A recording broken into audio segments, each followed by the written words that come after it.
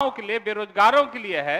आज सरकार को किसी को ठेका दे करके, किसी एजेंसी को काम दे करके अपने जवाबदेही से सरकार पीछे नहीं हट सकती। जवाबदेही तो है। माननीय मंत्री ने जवाब दिया नहीं, जवाब अस्थायी कर्मचारी नहीं, अस्थायी नहीं था। अस्थायी वो ऐसा कोई नहीं था, उनको मुश्किल उसकी नियुक्ति की गई थी, भुगतान किया जा चुका। अब चूंकि स्मार्ट मीटर लग रहा है तो जो एजेंसी कर रही है उसकी का दायित्व है। अब सरकार के पास इस विषय में कोई विचाराधीन मामला नहीं है। हजारों युवा हैं सड़क पर आ रहे हैं स्मार्ट मीटर के लगने से, और आज सरकार एजेंसी के माथे उसको हम क्या, अब ये देश में उदारीकरण, भूमंडीकरण, निजीकरण के कारण ऐसी स्थिति युवाएं।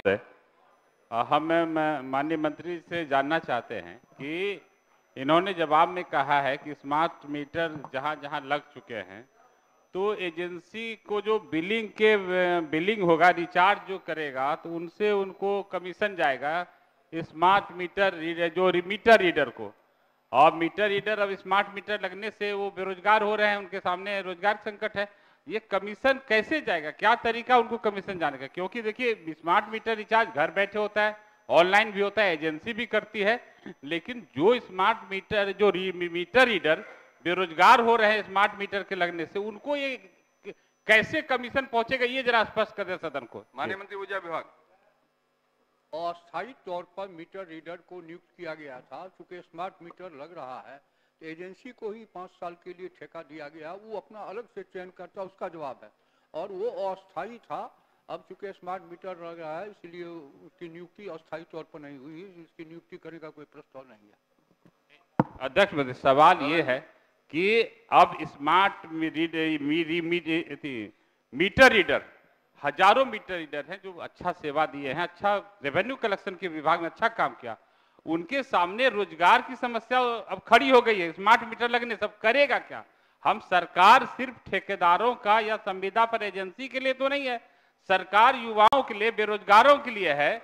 आज सरकार को किसी को ठेका दे करके, किसी एजेंसी को काम दे करके अपने जवाबदेही से सरकार पीछे नहीं हट सकती। जवाबदेही तो है। माननीय मंत्री ने जवाब दिया नहीं, जवाब अस्थायी कर्मचारी नहीं, अस्थायी नहीं था। अस्थायी वो ऐसा कोई नहीं था, उनको मुश्किल से 10,000 8,000 मिलता तो उसी से जीवन यापन किसी तरह कर रहा था। उनके सामने काफी सुसाइडल स्थिति हो जाए, क्या करें?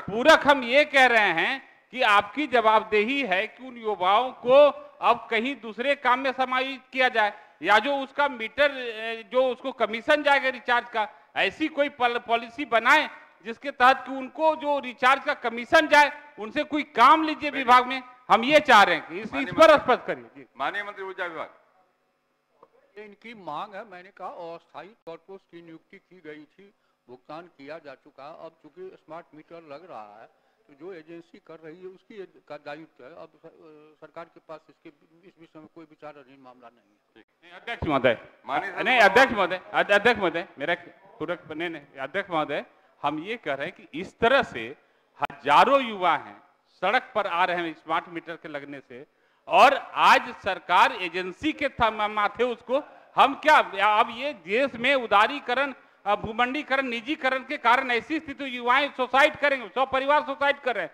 अब बेरोजगारों को पूरक ये है कि सरकार उनको ठेकेदार के भरोसे नहीं छोड़े, सरकार उनको कहीं पर समायोजित करे, और समायोजित करना चाहती है सरकार की नहीं करना चाहती है, हमको स्पष्ट बता दें इस पर। क्योंकि सरकार सिर्फ ठेकेदारों की जिम्मेदारी लेके नहीं बैठी है, रोजगारों की जिम्मेदारी। सरकार ने तो कहा ललन जी, नहीं, सरकार तो ठेकेदार पर छोड़े। जी, बैठ जाइए। जी, सरकार ने साफ कहा है कि ऐसी कोई योजना नहीं है, तो फिर उसका सवाल कहां कराओ? नहीं, वो योजना वो काम करते हजारों परसेंट हो गया। एक पूरा हुआ है, ये बता दो। नहीं, एक महोदय, ये मीटर रीडर महोदय बहुत दिनों से काम कर रहे हैं, कई लोगों का तो उम्र भी खत्म हो गया है महोदय।